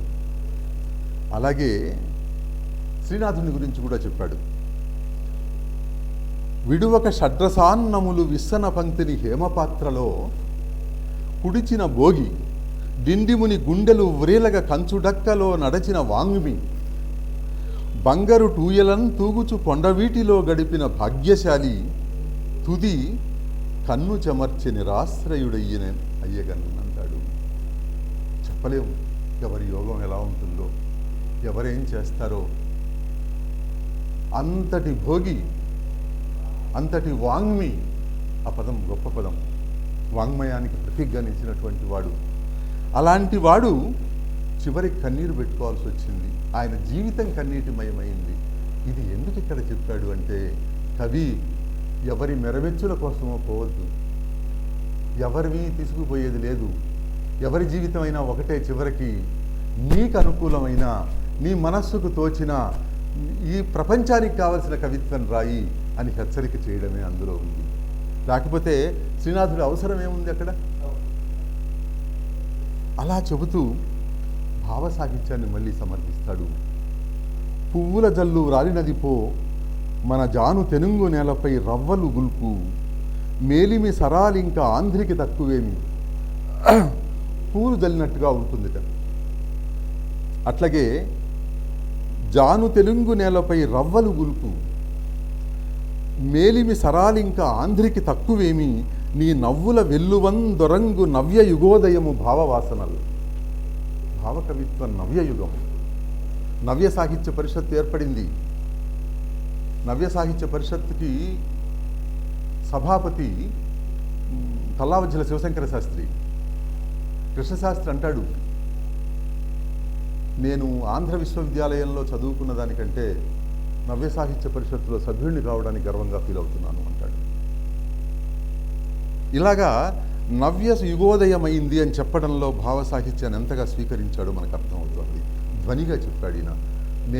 నాకు ఒక సుందరి ఉంది, ఎంకి వంటి పిల్ల లేదోయి లేదోయి, ఎంకి నా వంకింక రాదోయి రాదోయి ఎంకి. అట్లాగే ఒక ఆయనకి ఊర్వశి. ఇట్లా ఒక్కొక్కరు ఒక్కొక్క నాయికని తీసుకొని రాసుకుంటూ వెళ్ళారు. తుమ్మల వారు కడుపు మండి అన్నాడు కూడా, ఎంకినో సుబ్బినో తీసుకొని నేనేమి కవిత్వం రాయడం లేదని కూడా అన్నాడు. అలా కాకుండా అదే మనం మొట్టమొదటి అనుకున్నాం, ఇలాంటి ఒక ప్రేయసులను తీసుకోవడం రాయడం నుంచి బయటపడింది మన జిల్లా. మన జిల్లాలో ఉన్న గొప్ప కవులు మొత్తం వీళ్ళని అనుసరిస్తూ ఇంకో 5వ ఆయన కూడా ఉన్నాడు, కరుణశ్రీ గారు. ఆయన కూడా కరుణరసాన్ని తీసుకొని, బుద్ధుడి చరిత్రను తీసుకొని ఆయన అంటాడు ఒక మాట, కవిత్వం అంటే గొప్పదయ్యా, కవిత్వం చెప్పలేము. ఆయన అంటాడు, బుద్ధుడు తన ఇంటికి భిక్షాటనకై వస్తూ ఉంటే ఆ అమ్మ అంటది, యశోధర, ఈ నిద్రయే నన్ను మోసగించినది ఆనాటి అర్ధరాత్రమునంటాడు. అయ్యా లే, నిద్రలే అని చెబుతూ కరుణశ్రీ గారు ఎవరిని, పిల్లవాడిని లేపుతుంది, రాహులుడిని లేపుతూ తల్లి అంటుంది, ఈ నిద్రయే నన్ను మోసగించినది ఆనాటి అర్ధరాత్రమునన్ అంటది. కవిత్వం అండి. వాళ్ళు తపస్సు చేశారో, ఏ జన్మలోనో తపస్సు చేసి ఈ జన్మలో మనకి గుంటూరు జిల్లాలో ఈ 5-6 కవులు ఉద్భవించారో మనం చెప్పలేము. అది మన అదృష్టం అని నేను అనుకుంటున్నాను. అయ్యా, ఇక క్షేత్రలక్ష్మిలోకి వస్తాడు. క్షేత్రలక్ష్మిలో ఏమున్నది, అసలు ఎట్లా నడుపుతాడయ్యా, ఎట్లా సాధ్యం? రాముడు ఇక్కడికి పోయినాడు, ఇదిగో ఇది విశ్వామిత్రుడు వచ్చి తీసుకుపోయినాడు. ఆ తీసుకుపోయిన తర్వాత వాళ్ళ యాగం అయిపోయింది, అక్కడి నుంచి మిథులకు పోయినాడు. అట్లా ఒక మనిషి ఉంటే కదా మనం చెప్పగలం. ఇక్కడ మనిషి లేడు. ఎలా చెప్పాలా, ఏం చెప్పాలా, ఏ అంశంతో చదివేవాడిని మెప్పించాలా? ఇది ఒక పెద్ద ప్రశ్న, ఇదేం చిన్నది కాదు. ఇక్కడ రాసుకున్నామంటే నా ఇష్టం వచ్చినట్టు నేను రాసుకొని నా ఇంట్లో నేను పెట్టుకుంటే అదెందుకు? మరి నువ్వు కావాలనాలా, నువ్వు స్వీకరించాలా, నువ్వు చెప్పాలి, నువ్వు మెచ్చుకోవాలి, నువ్వు దాన్ని స్వీకరించాలి. ముందు మెచ్చుకోవడం సంగతి దేవుడు ఎరుగు. నువ్వు స్వీకరిస్తే పైకి నువ్వు నన్ను మెచ్చుకోకపోయినా కూడా అది నీలో ఉంటుంది, ఉండి తీరుతుంది. స్వీకరణ అనేది ముఖ్యం. నిన్న మా ఒంగోలులో ఒక అమ్మాయి ఉంది, అరుణ అని, అరుణ. ఆ అమ్మాయి ఒక బొమ్మ పెట్టి, ఈ బొమ్మను గురించి మీరు తలా ఒక మాట రాయండి అని చెప్పి వాళ్ళ ఏదో నరసం నవ్యాంధ్ర రచయితల సంఘం వాళ్ళ పిల్లల్ని ఏదో అడిగింది. తలకు ఒక మాట రాశారు. రాస్తే నేను అడిగాను, అరుణ నువ్వు పెట్టిన బొమ్మ ఎవరి దగ్గర ఉందా? వాళ్ళ వాసనలు ఉన్నాయి కానీ తలకో రకంగా అంతే. ఇప్పుడు ఒక ఆయన అతని భార్యను కొడుతున్నాడండి ఒకడు బజార్లో, 10 మంది మూగాం. మన వాసనలే ఉంటాయి అక్కడ, వాళ్ళది ఉండదు. జరుగుతున్న అంశం ఒకటే. ఎందుకు చెప్తున్నాను ఇదంటే, ఒక ఆయన ఉంటాడు, కొడితే కొట్టావు కానీ ఇక్కడ అంటాడు, అంటే కొట్టమనేవాడు, తీసిపోయి ఇంట్లో కొట్టమని. ఇంకొకడు ఉంటాడు, ఎవరిది తప్పు ఎవరిది ఒప్పు ఆయన ఒక జడ్జిమెంట్ చేస్తాడు, ఆయన ఒక లాయర్. ఇంకొకడు ఉంటాడు సర్దుబాటు మనస్తత్వం, మొగుడు పెళ్ళాం ఏముంది కాసేపు పక్కకి తీస్తే వాళ్ళే కాసేపు బాగుంటారు అనుకుంటాడు. ఇంకొకళ్ళు ఉంటారు అసలు ఆయన నాలాంటి వాడు ఎవరో పాపం, ఆయనకి బల్లకి చెక్కకి తేడా ఏముండదు, మెలకుండా చూస్తుంటాడు, ఏముండదు, చలనం ఉండదు, సంచలనం ఉండదు, ఏమి ఉండదు. ఇంకొకళ్ళు ఉంటారు ఇవన్నీ ఆలోచించకుండా బాధపడుతున్న మనిషితో కన్నీటి బొట్టు విడుస్తాడు. అతడు కావాలి కవిత్వానికి, అతడు కావాలి కవిత్వానికి, అతడు కవి కావాలా. అతడు కవి అయితేనే ఆ కవిత్వం నిండా కాలువ గడుతుంది కన్నీరు. ఆ దృష్టి కావాలి, చూపు నిండా కవిత్వం ఉంటుంది, చూపుకు భాష ఉంది, చూపుకు సంస్కారం ఉంది, చూపుకు మేధస్సు ఉంది, చూపే సర్వం చేస్తుంది. ఆ చూపు కావాలి. చూపు అంటే కేవలం నేను నిన్ను చూసేది కాదు, మన అందరినీ గొప్పగా చూడగలడు మా మాస్టర్ మనో సత్యనారాయణ గారు. ఆ లోచూపు కావాలి, బయటికి బాహ్యంగా చూడడం కాదు. అది ఇక్కడ మనకి గొప్ప ప్రశ్న. ఏం చేసి ఈయన మెప్పిస్తాడు? రారమ్మోయి కవీశ్వరా హృదయ మర్మ క్షేత్రమందున్ని సంస్కారం వైన ఫలమ్మునందుటకు స్వర్గస్థానమందుండెరా వారే రైతులు విశ్వజీవన కళా పారంగతుల్ నీ కవిత్వ ఆరంభమునకిద్ది స్వర్ణయుగమన్నా నాటికి నేటికి. రైతుని కళాపారంగతుల్ ఏమిటండి ఇది? ఎట్లా వాడాడు ఈ మాట? రైతుని ఇలా వాడటం ఎట్లా సాధ్యం? రైతు తత్వం తెలియని రైతు దున్నుతాడు. నువ్వు ఒక్క విషయం చెప్తాను. ఎద్దుల్ని దొలుకొని ఎద్దులతోటి వ్యవసాయం చేస్తా పాండ్ రేయటానికి బయలుదేరతాడు. నువ్వు తాడు తీసుకొని తర్వాత ఆ పక్క ఈ పక్క పెట్టి కట్టు, చాతైనోడు పాండ్ రేస్తే నూలు కట్టినట్టుంటుంది. ఇతను పెయింటర్ కాదా? అతనికి లైన్లు తెలియలేదా? అతను ఇంజనీర్ కాదా? ఏమండి, మేడి పట్టుకుంటాడు, ఎంత నొక్కితే భూమి ఎంత తెగుద్దో అతనికి తెలుసు. దాని మీద పడతాడు తను నడిచేటప్పుడు. మీరు గమనిస్తున్నారో లేదో, మేడి మీద అట్లా పడితే కానీ అది నడవదు బండి. ఎంత బరువు ఇక్కడ పెడితే భూమి ఎంతవరకు తెగుతుందో అతనికి తెలుసు, సైంటిస్ట్. అంతేకాదండి, అతను అరగ దున్నేటప్పుడు గొడ్డు జాగ్రత్త. అతనేం ఇంజను పెట్టుకొని తిప్పడల్లా, రెండు సమానంగా వెళుతున్నాయా, ఏది ముందు వెళితే తిరుగుతుంది. అయ్యా, కోటేలు వేయడం ఎట్లా సాధ్యం? కొండ్ర వేయడం, ఇవన్నీ కూడా అతను చాలా జాగ్రత్తగా చూసుకుంటాడు. జాగ్రత్తగా చూసుకోడు, అతని జీవనంలో ఇమిడిపోయి ఉంటుంది అది. వాటంతరయ్యే యాదృచ్ఛికంగా జరిగిపోతాయి. అందుకే ఇక్కడ ఏమి మాటలు లేకనా ఈ కళాపారంగతుల్ అని చెప్పకపోతే వీళ్ళు చాలా గొప్పవాళ్ళు అన్న, నీకే ఛందస్సు రాదా, లేకపోతే దీని బదులు పదాలు లేవా? రైతు పదాలు కావాలి అనుకుంటే ఏటుకూరి వెంకట నరసయ్య సాహిత్యం చదవాలి. రైతు వాడే పదాలు ఏవి మిస్ చేయాలి ఆయన. చాలా పదాలకు అర్థాలు చదువుకున్న వాళ్ళు చెప్పలేకపోయారు, రైతు మాత్రమే అర్థాలకు చెప్పగలడు. సూర్యదేవర రవికుమారు ఈ తుమ్మల కళాపీఠం వాళ్ళు రెండు సంచికలు వేశారు ఈయన మొత్తం సాహిత్యాన్ని. కాస్త ఏదన్నా కొన్నిటికి అర్థాలు రాద్దాం అనుకున్నాడు. ఎన్నింటికి అర్థాలు రాశాడు అంటే మొత్తం కలిసి కూడా ఒక 100 పదాలకు రాశాడు. ఏం రవికుమార్ గారు 100 రాశారే, చాలా అర్థం కావటం లేదే అంటే, అయ్యా నా వల్ల కాలేదయ్యా అంతవరకేను. అప్పటికి నేను రైతులు పోయి అడిగాను, నాకు తెలిసిన రైతులేమో వ్యవసాయం చేసే రైతులు కాకుండా వచ్చారు, నేనేం చేసి వచ్చేది. ఇది కాక ఇంకొక విషయం ఏంటంటే, వ్యవసాయ పదాల్లో కూడా ప్రాంతాన్ని బట్టి మారిపోతాయండి. ప్రకాశం జిల్లాకు పోతే ఒక రకంగా ఉంటాయి, గుంటూరు జిల్లాకు పోతే ఒక రకంగా ఉంటాయి, కృష్ణా జిల్లాకు పోతే ఒక రకంగా ఉంటాయి, గుంటూరు జిల్లాలోనే పల్నాడు ప్రాంతానికి పోతే ఒక రకంగా ఉంటాయి, తెలంగాణ పోతే ఒక రకంగా ఉంటాయి. ఒక పదానికే ఇన్ని చోట్ల వేరువేరు పేర్లు ఉంటాయి. ఒక పనికి గుంటకు దోలడం, చదువు చేయటం అంటున్నారు ఒక చోట. ఎదబెట్టడం, ఖచ్చితంగా ఎదబెట్ట మొక్క వేయడమో లేకపోతే ఇత్తనం చల్లటమో ఏదో ఒక పేరు చెప్తారు వేరే చోట. యథ అనేది దీనికి సంబంధించిన పేరు కాదు కదా, యథ అనేది శృంగార రసానికి సంబంధించింది కదా అనే అంశం కూడా కొంతమంది లేవనెత్తారు. కాదు, రైతుకు సంబంధించిన పదం అది. ఎదబెట్టడం ఏమిటి? భూమి క్షేత్రం, అది ఎదబెట్టడమే. శృంగార రసానికి సంబంధించిన పదమే అది. అక్కడ ఎదే ఉంది, ఇంకేం లేదు. మొక్కెత్తాలి అంటే భూమి క్షేత్రం కావాలి, జీవమే ఉంది అక్కడ. ఇంకా చూడండి, కలముంద్రిప్పుము విశ్వమానవ కళాకాంతులు ప్రదర్శించగా హలముంబట్టుము లోకజీవన సమస్యాస్ఫూర్తి రేకెత్తగా నిలువుం కోతకు సమ్మతించి జడమై నిద్రించు దుర్జాతితో తలకిందై తపమాచరింపు అప్పుడే ధన్యంబుని జన్మకు. కలం పట్టుకో, హలం పట్టుకో. ఈ జాతి తన ఉనికిని మర్చిపోతోంది. అబ్బ ఏం పదం వాడాడు, దుర్జాతి అని వాడాడు. కడుపు మండి ఉంటుంది ఆయనకి.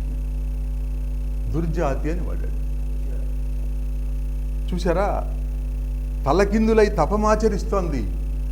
ఏమిటి? ఉన్న ఉనికిని మర్చిపోయి. ఆ ఎగ్జాంపుల్స్ అని మనం ఇక్కడ చెప్పుకోలేము. చాలా ఒకసారి ముఖ్యమంత్రి గారు ఒక మాట వాడాడు. రాజమండ్రిలో గోదావరి పుష్కరాలు జరుగుతూ ఉంటే అద్భుతంగా ఏ ఇంటికి తగిన వాళ్ళు ఆ ఇంట్లో వాళ్ళు తామేమి చేయగలరో అవి చేస్తున్నారు. మజ్జిగ ఇవ్వగలిగినాడు, మజ్జిగ ఇస్తున్నాడు. ఎంతమందికి ఇవ్వగలిగితే అంతమందికి ఇస్తున్నాడు. ఇళ్లలో ఎవరు లేరు రాజమండ్రిలో. అదే మరి మనకి కృష్ణా పుష్కరాలు వస్తున్నాయి కదా అంటే సంవత్సరం ముందు చెప్పాడు ఆయన ఆ మాట. మనకి ఇంకో 4 షాపులు వెలుస్తాయి కానీ ఎవడు తీసియడు అని. ఇదే మాట వాడాడు. చూడండి, అలాగే ఇంకొకటి రూపం. నాన్న రూపాన్ని చిత్రించడం ఇది కవి చేస్తాడు. దృశ్యాన్ని చిత్రించడం.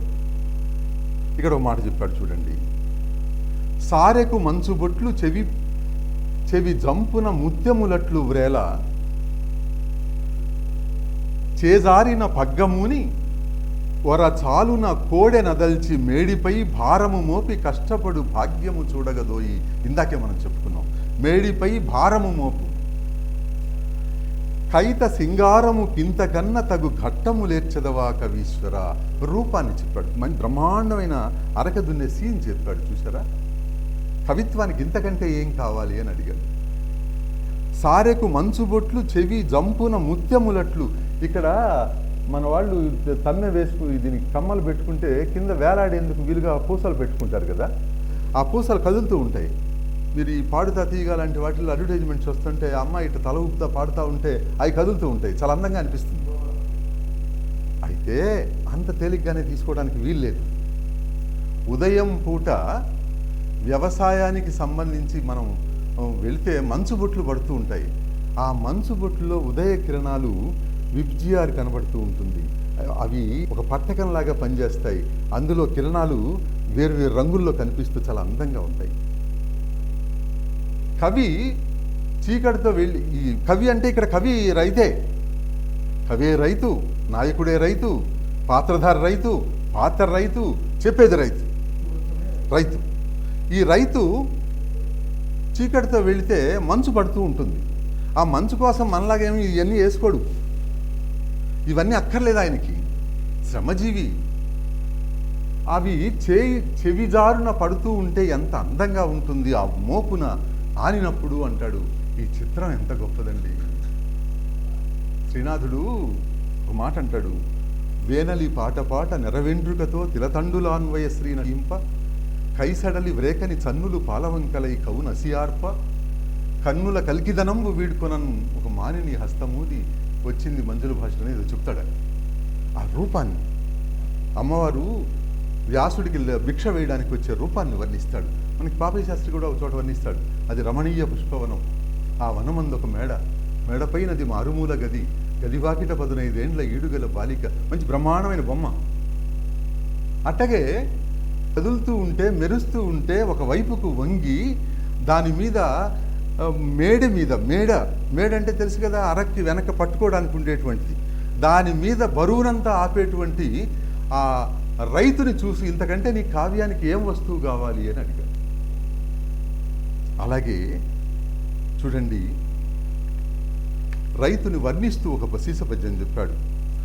మినువట్టి నలుదెసల్ మెరిసిపోయిన గాని కనురెప్పగొట్టడా కర్మయోగి. మినువట్టి నలుదెసల్ మెరిసిపోయిన గాని కనురెప్పగొట్టడా కర్మయోగి. ఏ పంటను రక్షించుకోవడంలో ఎలాంటి పరిస్థితులు వచ్చినా కూడా ఆయన జాగరూకత అక్కడ చెదరదు. కనురెప్పగొట్టడు అంటే అర్థం కళ్ళు ఆర్పాడని కాదు, లేకపోతే ఎవరికో కన్ను కొట్టాడని కాదు, కొట్టడు అని కాదు, నిద్రపోడు.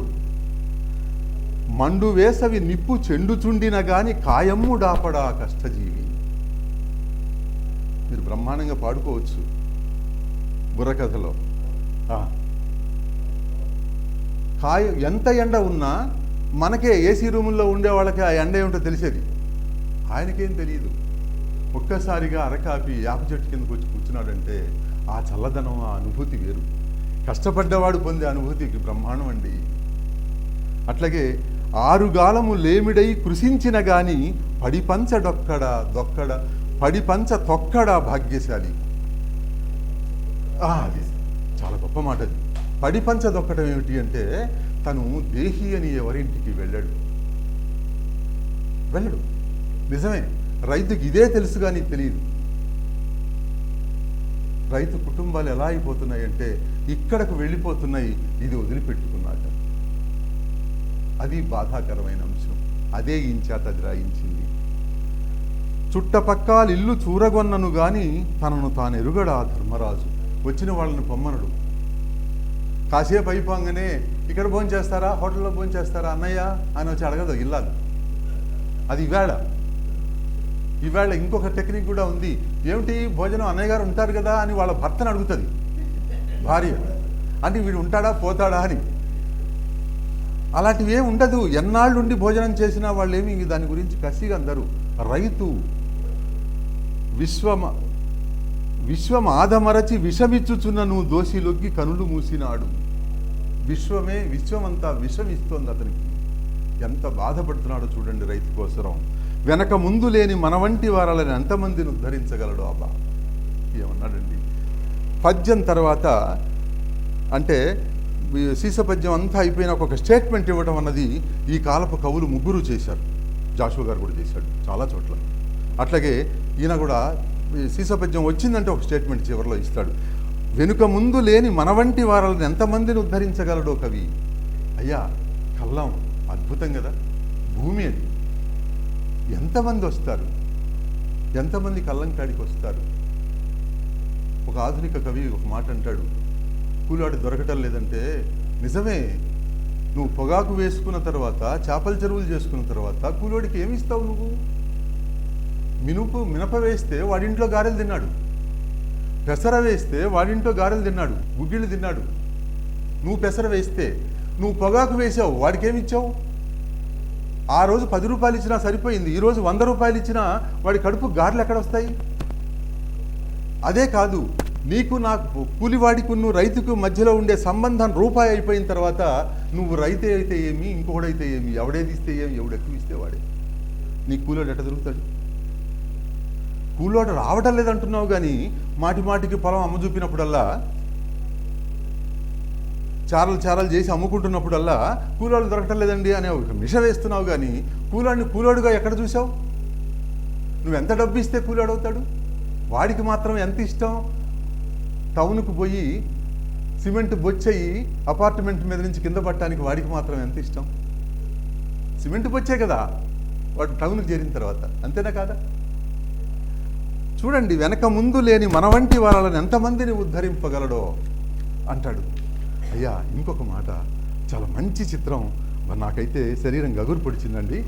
ఈ మాట ఎవరు వాడారో చెప్తాను.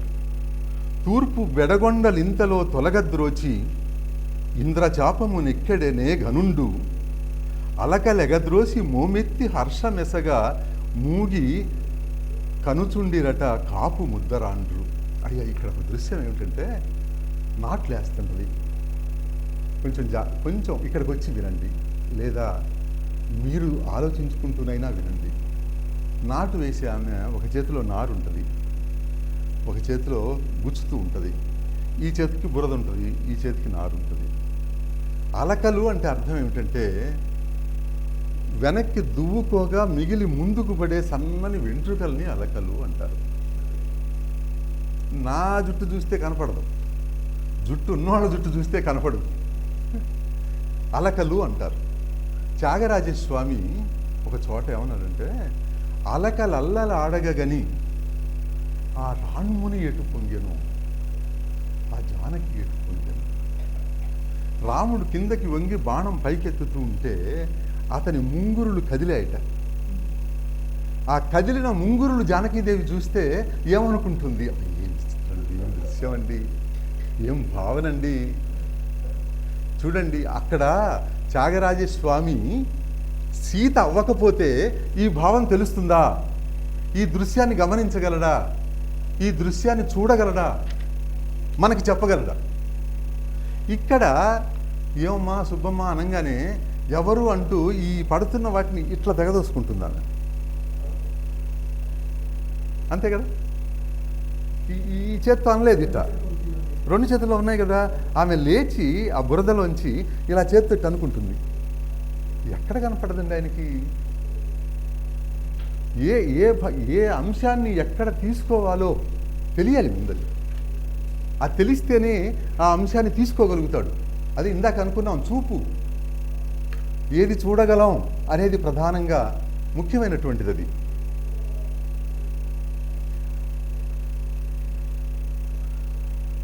అది ఆ ప్రయోగాన్ని ఇక్కడ బ్రహ్మాండంగా చేశాడు. అలకలు ఎగద్రోసి మోమెత్తి హర్షమెసగా, నవ్వుతూ ముఖమెత్తి అలకలు ఎగద్రోసి, అలా మూగి కనుచుండిరట కాపు ముద్దరాండ్రు. కాపు అంటే ఇక్కడ అర్థం ఈవేళున్న అర్ధ సంకోచం ఒక కులానికి సంబంధించింది కాదు, రైతు అని మాత్రమే అర్థం. ఇక్కడ కాపు ముద్దరాండ్రు అంటే అర్థం కాపు కులానికి చెందినని కాదన్న, కాపు వ్యవసాయానికి చెందిన రైతు యొక్క స్త్రీలు అని అర్థం. అలాగే చాలా ఈ మొదటి అంశంలోనల్లా ఏం చెప్పుకుంటూ వచ్చాడంటే, ఆయన నాగలి దున్నే రైతుని, లేకపోతే ఇట్లా చెమట బట్టి తుడిచేటువంటి గాలి, వీటన్నిటి గురించి చెప్పుకుంటూ వచ్చాడు. రెండో దాంట్లో మోట కింద వ్యవసాయం చేయటం, మెట్ట రైతులు మోట కింద కానీ నీలపోత కింద కానీ వ్యవసాయం చేయటం ఆ రోజుల్లో ఉండేది. నీలపోత కింద వ్యవసాయం చేయటం ఎక్కువగా మనకి ఎక్కడ ఉండేదంటే కరాకున, సముద్రపు కరాకున ఉంటుండేది. ఆ ఇసుక నేలల్లో వాటిల్లో ఉంటే పూలు వేసుకునేవాళ్ళు. వాళ్ళు అన్ని పొద్దున్నే లేచి నీలపాత పోయడం. అక్కడ పూలు వేసే దగ్గర ఒక ఇదేంటంటే, పూలను చూసేటప్పటికి ఈయన మహానుభావుడు, నేను అచ్చమైన భావకవిని అని చెప్పి కాసేపు రైతునట్ట మర్చిపోయి భావకవి అయిపోయాడు. పూలను బాగా వర్ణిస్తాడు. కుంకుమ గులాబీ పువ్వులు పోయు పడంతి, కుంకుమ గులాబీ పువ్వులు పోయు పడంతి, కొంగు వట్టిన ముండ్లకే కోరికగలదో. ఆమె గుచ్చుకుంటున్నటువంటి గులాబీ పూలు కోస్తుంటే గుచ్చుకుంటున్న ముళ్ళకి కోరికట. ఏమండి, ఎంత లైట్గా శృంగారాన్ని తీసుకొచ్చి అక్కడ మప్పినాడో చూడండి. శృంగారమే, వేరే ఏం అనుకోవాల్సిన అవసరంలా. పుష్పవతి నిట్లు చెనకుట పోలదని. ఇక్కడ పుష్పవతి అనే పదం వాడాడు. ఆయన ఇక్కడ మన కొసరాజు గారు ఆడుతూ పాడుతూ పని చేస్తుంటే అలుపు సొలుపు ఏమున్నదని ఒక పాట ఉంది కొసరాజు గారు, ఎక్కడ తోడికోడళ్ళు అనే సినిమాలో. ఆదిత్య గారు అంతా అయిపోయినాక పాట అంతా విన్నా, ఏందా అంతా శృంగారమే రాశావు, ఆ ముందు ఆడుతూ పాడుతూ పనిచేయడం తప్ప వంపులు సొంపులు వయ్యారంగా ఊపుతూ విసురుతూ గోడేస్తుంటే నీ గాజులు గల్లుమంటున్నాయి, నీ మనసు జల్లుమంటుంది, అంత శృంగారమే రాశావే అని అన్నాడు. ఆయన చెప్పిన సమాధానం చమత్కారంగా చెప్పాడులే. వ్యవసాయం మాత్రం ఎట్లా నడుస్తుందో, జాయింట్ కుటుంబాల్లో పెద్ద కొడుకు మెరక చేనుకు అరగట్టుకొని పోయాడు, పెద్ద కోడలు కూడెత్తుకొని పోయింది, శృంగారంగా ఏముందిరా అని అడిగాడు. అలాగే చిన్న కొడుకు పల్లపు చేనుకు పోయాడు అరగట్టుకొని, చిన్న కోడలు ఇటు కూడెత్తుకొని పోయింది, జాయింట్ కుటుంబాల్లో ఇదిగాక ఇంకేముంటుంది, శృంగారంగా ఏముంటుంది అనుకుంటున్నావయ్యా అని అడిగాడు. అట్లాగే ఈయనకి ముళ్ళు కాటేస్తున్నాయి, పుష్పవతి అని వాడాడు. ఆ పువ్వు కోస్తున్నటువంటి ఇంటిని ఎంత బాగా వాడాడండి. అలాగే ఆకుపాయల సందు నీరాడు కథన పడుచు తుమ్మెద రెక్కలు తడిసిపోయాయి. ఆకు మడతల సందులో నీరు పడి ఉంటుంది కదా, ఆ నీటి వల్ల పూల మీద వాడే తుమ్మెద రెక్కలు తడిసిపోయాయట వారు. చూసారా, ఆయన ఏం భావుకత్వంలో తక్కువ వాడు కాదండి. కానీ వ్యావసాయికమైన కవిత్వం రాయడానికి నిబద్ధత కలిగిన వాడు. అంతేగాని భావుకత లేకనో, లేకపోతే భావుకత తెలియకనో, భావకవిత్వ ఛాయలు ఎరగకనో ఇట్లా వచ్చినవాడు కాదు. అది చెప్పడానికే నేను ఇది చెప్పాను. భావుకత అద్భుతంగా కలిగినటువంటి వాడు. అలాగే తర్వాత దాంట్లో చెట్ల కింద అన్నం కోసం కూర్చుంటాడు. అయ్యా, ఇక్కడ అన్నం అనకూడదు, ఫలానా కూడు పోసారంటేనే అది నప్పుతుంది. ఫలానా చేతిలో కూడు పోసి ఈ రెండు చేతుల మధ్య, రెండేళ్ల మధ్య ఆ పచ్చడి పట్టుకొని ఇట్లా తాగుతూ ఇది జూరుతూ ఉంటేనే కానీ, లేకుండా మనం అన్నంలాగా ఒక ఆకులో పెట్టుకొని హాయిగా తిని చెయ్యి కడుక్కొని అపోసన బట్టి ఇవన్నీ చేస్తే పొలానికి అన్నం బాగుండదు. అసలు అది తింటంటే కూడా బాగుండదు. అసలు మన ఇంట్లో కంటే అక్కడ బాగుంటుంది. అక్కడ చెప్తాడు చూడండి, పప్పు పచ్చడి వాయ పదునురా దిగిచిన తొలి ముద్దకే నోట జలములూరు,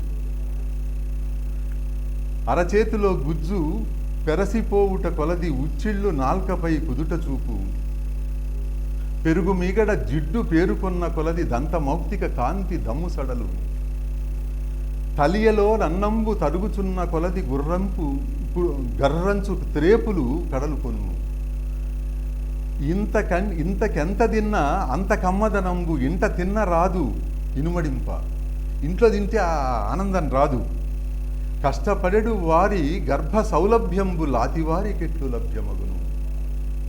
ఇక్కడ తలి అని పదం వాడాడండి. తలి అంటే పాత్ర. ఆ పాత్రని చాలామంది వాడ్డల్లా. ఇప్పుడు మనం మీకు చూశారో లేదో, వైష్ణవంలో తలియ స్వామి అని ఒక స్వామి ఉంటాడు, పౌరోహిత వర్గంలో, పూజారి వర్గంలో.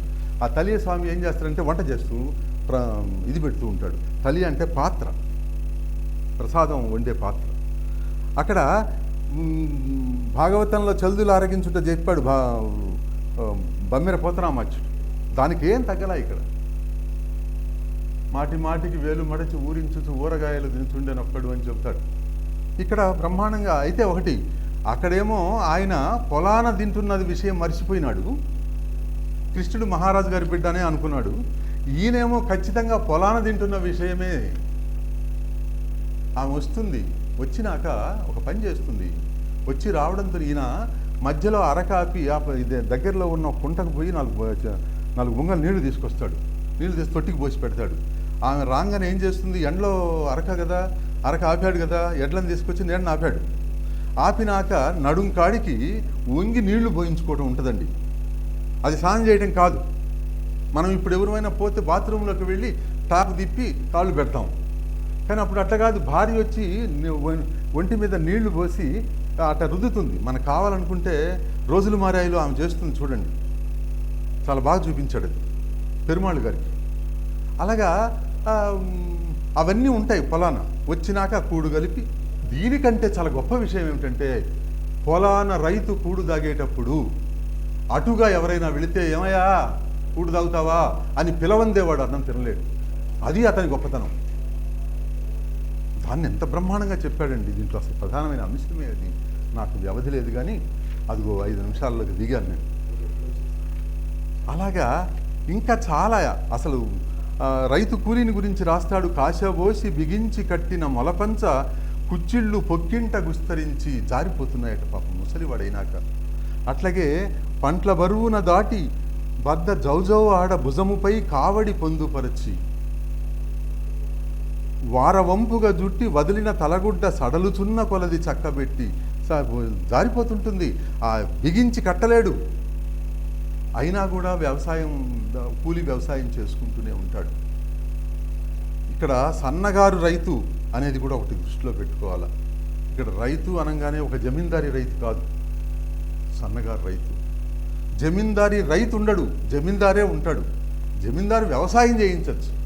ఈ జమీందారీ రైతు అనే పదం కూడా మధ్యలో ఒక చోట పుట్టింది, కానీ అది నిజం కాదు. జమీందారే ఉంటాడు. జమీందారు దగ్గర రైతు ఉంటుంది, అంటే వ్యవసాయం కూడా ఉంటుంది. అంతేగాని జమీందారీ రైతు ఉండడు. రైతు కౌలుకు చేసేవాడు ఉంటాడు, సన్నగారు రైతు ఉంటాడు.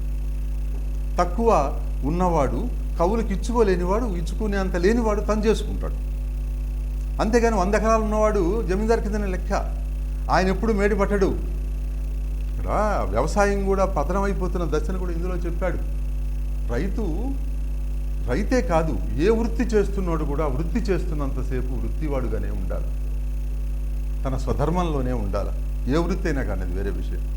ఉపాధ్యాయుడు కూడా ఉపాధ్యాయ వృత్తి చేస్తున్నంతసేపు తను బిడ్డకి ఎట్టా రావాలని చూడాలి, కానీ బెల్లి అంతసేపు కొడతారని చూడకూడదు కదా. చూస్తే వాడేం ఉపాధ్యాయుడు అవుతాడు. అలాగే ప్రతి వృత్తి అయినా అదే చెయ్యాలి. రైతు కూడా అంతే.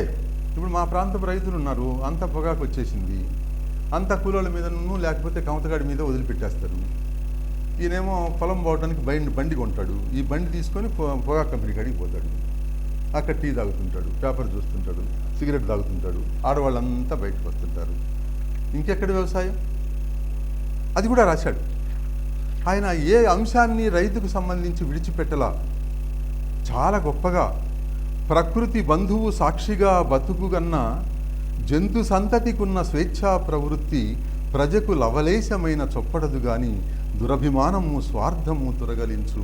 లేకనే కదా ఈవేళ ఈ పాటు పడుతున్నాం మనం. మనిషే సర్వానికి అధికర్త అయి ఎవరూ లేకుండా చేసి భూమి మీద మనిషికి ఎంత స్థానం ఉందో జంతువులకు అంత స్థానం ఉంది. అవన్నీ కూడా ఆనాడే ఆయన మతము పేరిట జరుగు అమానుషములు జాతి పేరిట నగు దురాచార విధులు మత్సునకు కానరా విందు మాత్రమెసగు జాతి మర్యాదకి ఏలోటు జరగదన్న రైతు దగ్గర ఏ మతం ఉండదు, ఏ ప్రాంతం ఉండదు, ఏది ఉండదు. అమ్మా లక్ష్మమ్మ కాసిన జొన్నలు పెడతావా అంటూ వస్తే ఆమె ఒడినింపి పంపడమే ఆయనకు కర్తవ్యం, ఆమెకు కర్తవ్యం. ఎంతమందికి పెట్టి తాను తింటాడండి. ఈ ప్రపంచంలో పెట్టి తినేవాడి కంటే గొప్పవాడు ఉంటాడా? ఉన్నది పెట్టేవాడి కంటే తినడం ఆపి పెట్టినవాడు తన కోసం భోజనం తీసుకొస్తుంది. ఆమె తను కలిసి తినడానికి వీలుగా తీసుకొస్తుంది తన భార్య భోజనం. దారిని పోయేవాడిని పిలిచి భోజనం పెట్టడం అంటే తను తగ్గించుకోవడమేగా. ఎవరు పెడతారు చెప్పండి? రైతు జీవనము, రైతు మేలు, రైతు జీవితంలో ఉండే మేళ్ళు కీళ్ళు, ఎచ్చుతల్లు తగ్గులు, ఎత్తుపల్లాలు ఇవన్నీ కూడా క్షేత్రలక్ష్మిలో వచ్చాయి. నాకు ఇంతకంటే కాల వ్యవధి లేదు గనక అసలు ఎన్ని పద్యాలు చెప్పానో నాకే తెలియదు చెబుతూ ఉంటే. కానీ ప్రణాళిక అనేది వేసుకొని చెప్తే అది చెప్పలేం. అది ప్రజ్వలిత కూడా అర్థం చేసుకొని ఉండొచ్చు. మరీ మక్కి ఇది 1 నిమిషమే, ఇది 2 నిమిషాలే, ఇది 5 నిమిషాలే చెప్పాలి అట్లా వేసుకుంటే అది ఉపన్యాసం అవ్వదు, ఇంటరాక్షన్ ఉండదు. అందువల్ల ఎక్కడ పోయిన చోట అక్కడికి వెళ్ళాలా. ఏటుకూరి వెంకట నరసయ్య గారిని పరిచయం చేసే భాగ్యం, ఆయన గురించి చెప్పే భాగ్యం అని నేను అనుకోవటంలా. ఏటుకూరి నరసయ్య గారు ఒక ఆయన ఉన్నారు, ఆయన క్షేత్రలక్ష్మి రాశారు, ఆయన వ్యవసాయానికి సంబంధించి రాశారు. వ్యవసాయ పదాలు కావలసిన వాళ్ళకి అందులో దొరుకుతాయి. అదొక నిఘంటువు లాంటిది, మీరు వెతకండి అని చెప్పడానికి మాత్రమే నాకు ఇందులో అవకాశం దొరికింది. ఈ అవకాశం ఎందరో మహానుభావులు వచ్చి ఈ దస్త్రాన్ని పెట్టుకొని ఇక్కడ మాట్లాడిన సందర్భాలు ఉన్నాయి. అటువంటి వాళ్ళు నుంచున్న దగ్గర నాకు కూడా ఇంత అవకాశం ఇచ్చినందుకు ప్రజ్వలిత మరియు దుర్గాప్రసాద్ ఆయన అనుచరులు అందరికీ కూడా నేను ధన్యవాదాలు తెలియజేస్తున్నాను. ఇది ఒక అదృష్టంగా భావిస్తున్నాను. సెలవు, నమస్కారం.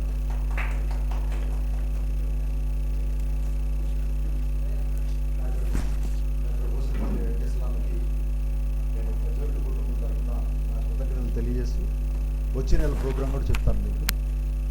ఈ ప్రాంతంలో పుట్టిన ఎంఎస్ రామారావు గారు అందరికీ తెలిసి ఆయన సుందరకాండ, హనుమాన్ చాలీసా తెలుగులో ఆయన రచించారు. ఆయన 100వ జయంతి సంవత్సరం మొదలవుతుంది. రేపు జూలై 3వ తారీఖు 100 సంవత్సరాల్లో మనం ప్రవేశిస్తాం. అది ప్రారంభ సభ తెనాల్లో మనం ప్రజ్వలిత మొదలు పెడుతుంది, ఇలాగే లైవ్ ఉంటుంది. ఆ కార్యక్రమంలో ఎంఎస్ రామారావు గారి గురించి బాలాంతరపు రజనీకాంతరావు గారి కోడలు నాగప్రసన్న గారు మాట్లాడతారు ఆయన గురించి. ఆ కార్యక్రమం ఒకటి ఉంటుంది. 23 ఆగస్టు వచ్చి ప్రజ్వలిత వార్షికోత్సవం ఉంటుంది. దాంట్లో లోక సంచారిత ఒక రోజని ఒక సెమినార్ ఈ ప్రాంతంలో ఉన్న డిగ్రీ ఫైనల్ ఇయర్తో చేయాలనే ఆలోచన ఉంది మాకు. రాహుల్ సాంకృత్యాయన్ అని ఆయన మీద, ఆయన రాసిన పుస్తకాల మీద ఒక 6 స్పీచ్లతోటి పొద్దున్న సాయంత్రం వరకు ఆ రోజు ప్రజ్వలిత ప్రతిభామూర్తి పురస్కారం కూడా ఉంటుంది. ఈ కార్యక్రమాన్ని బాగా ఆదరిస్తున్నటువంటి సిటీ కేబుల్ ప్రేక్షకులకి, సిటీ కేబుల్ యాజమాన్యానికి, ప్రజ్వలిత కుటుంబం తరఫున నా కృతజ్ఞతలు తెలియజేస్తున్నాను. Thank you.